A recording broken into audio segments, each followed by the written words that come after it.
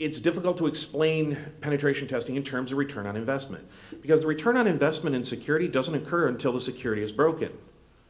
So your return on investment is somebody tried to get in and our $1 million protected us from, you know, this attack or that attack. It's still a new concept to the people with the MBAs.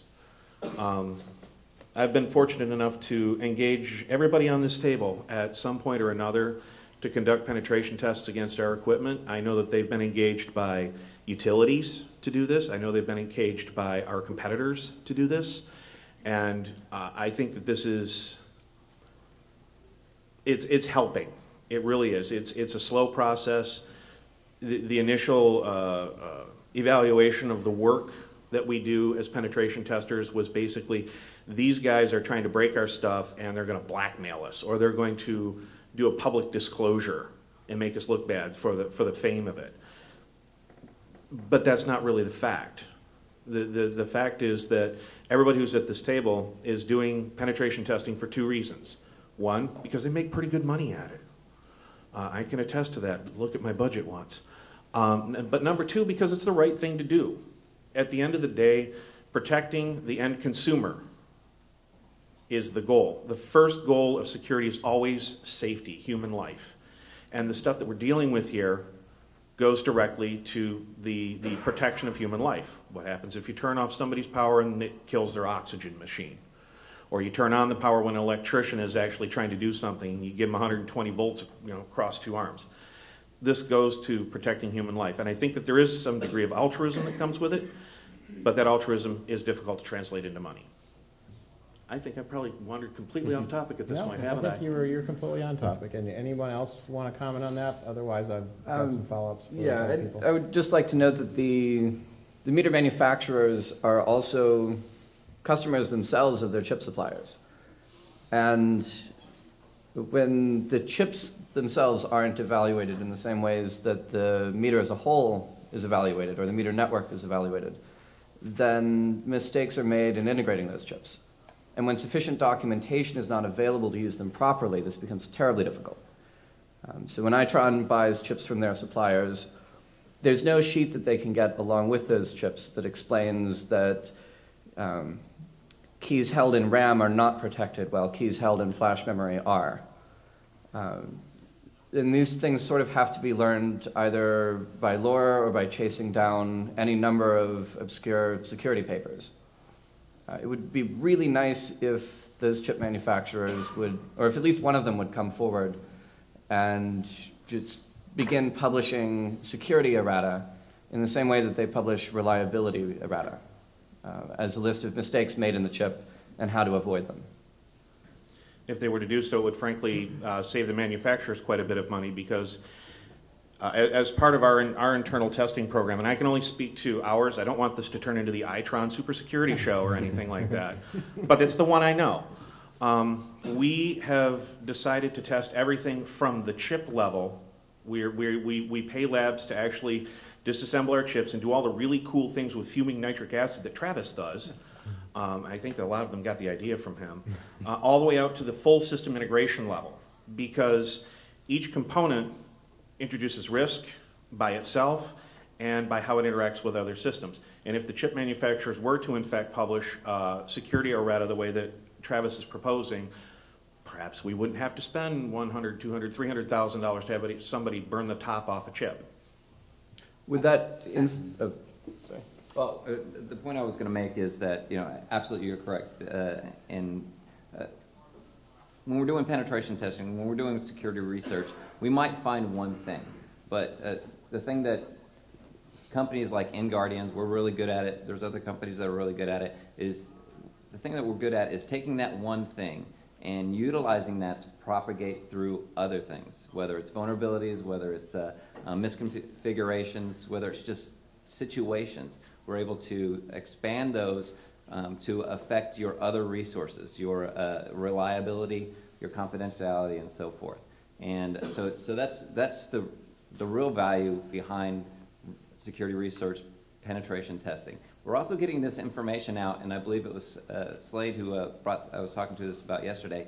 You know, we might find something that we think is really cool or has one specific effect. But when I take that to an engineer and I say, hey, look what I can do, and they're like, oh my God, that's really bad. Do you know what you can do with that? Do you know how many things that you can shut off just by doing that one thing? And they are able to turn around and take that to the design team and say, okay, here's something that somebody else found. How can we protect ourselves and make our products better? Yeah. And he hit on something I'd like to take a 20-second segue just to drive home. We're up here talking about two very different things. One is penetration testing and one is security research. One feeds the other.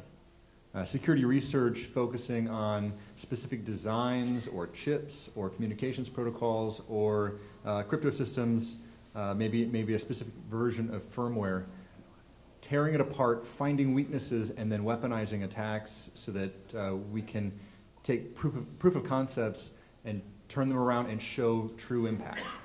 Is that research when you get paid That's for the it? research. What's that? Is that research when you get paid for it? I hope so. The flip side of that, Pen test.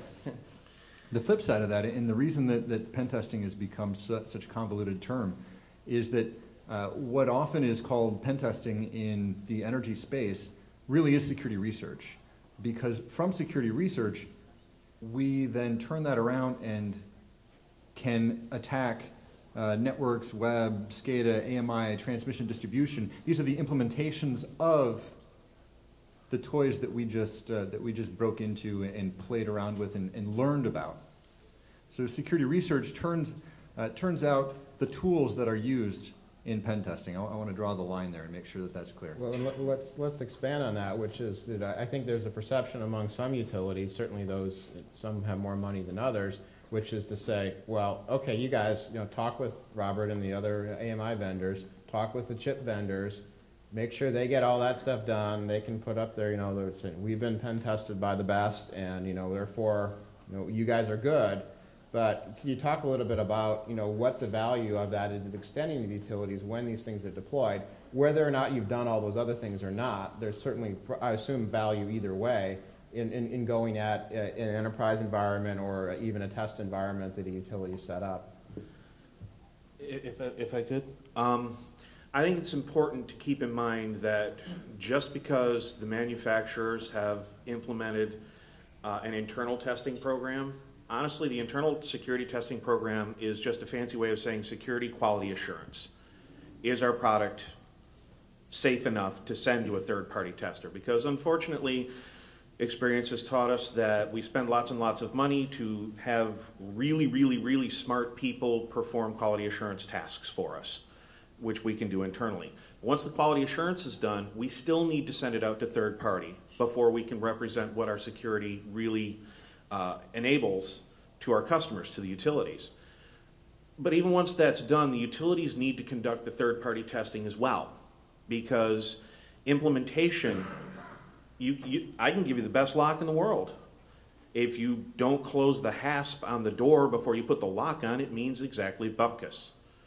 And that's where doing penetration testing throughout the entire process becomes important, because it's important at the beginning to make certain that you don't introduce errors.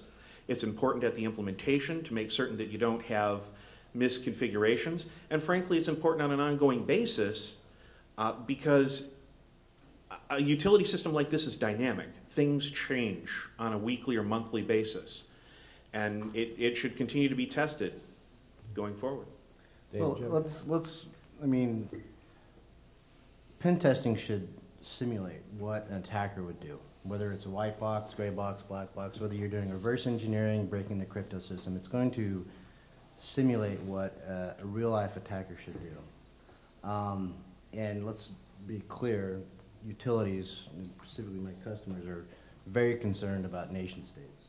I mean, a couple years ago, it might have been someone trying to hack a meter so that they could get free electricity. But now it's really about protecting the grid. It's about a nation state. So whether you call it research, but it is really digging in there and reverse engineering, tearing into the circuitry, and understanding the built-in vulnerabilities. Now, whether you're the manufacturer or whether you're the utility paying for that pen test, it is key that the vendor and the utility understand and work together through the pen test. It's a very uncomfortable situation sitting with a utility having to talk to a vendor about vulnerabilities in their meter system. It shouldn't be happening. Or if it does happen, when I pen test a website, do I need to go to Microsoft and tell them that we're going to be pen testing their Windows 2008 server and then get buy-off from them? No. So somewhere there needs to be a lot more synergy between the utility and the vendors in this pen test. And the value, of course, is really simulating what a nation state would do, which is taking meters, taking the devices, taking the chips, tearing into them and understanding those weaknesses. One of the most flattering things I've had a client say was, I take a look at the device, I come up with an exploit for it, I deliver that exploit, and the reply is, no, we're not concerned about this attack, that's a nation-state attack. So, my name is Travis, and I'm a nation-state attacker. And those recruiters from other nation-states will just sit in the back of the room and be able to... Yeah, there you go, Central Korea. Mike, did you have a question? I have a quick question, because this has come up several times. So, Travis, your legend precedes you, Quite a few people in this room have heard of you, and I heard of you far before I met you. You break things, you publish things. How do you actually, and I know you don't publish everything you break. I mean, obviously, it'd be ridiculous to think that, but how do you, how do you determine when is it time to publish something? How do you know? Because again, a lot of organizations would probably say, we would really rather not ever see this. But how do you come to the determination that's like, I really got to get this out. People have to hear about this.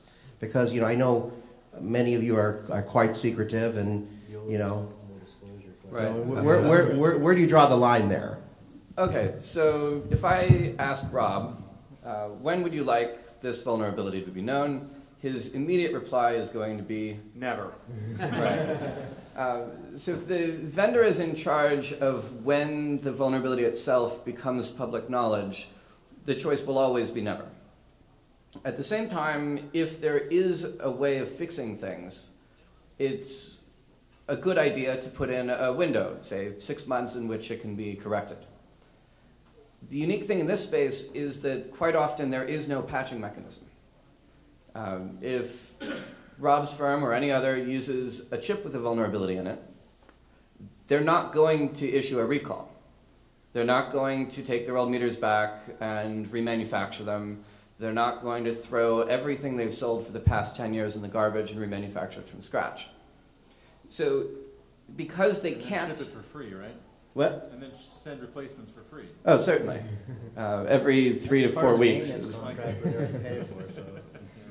Yeah. So in the case of chip vulnerabilities, there is no similar value to be gained from a 6-month hold on publication.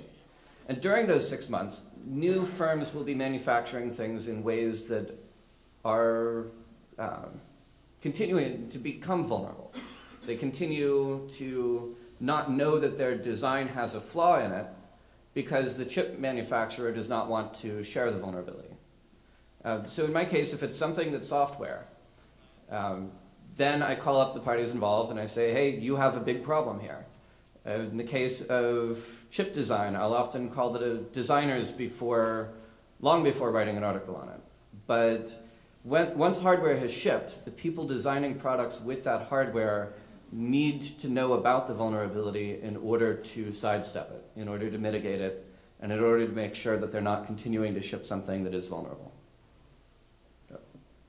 And when you have product chains that reuse other products that have reused other products, there's a chain of communication that doesn't exist. And something that I felt Travis holding back on, I want to drive home, is that until we have an area where these people can talk and share information, then you've got several different layers of abstraction of companies that don't know this product that I bought from company X uses product from company Y repackaged, and that affects me.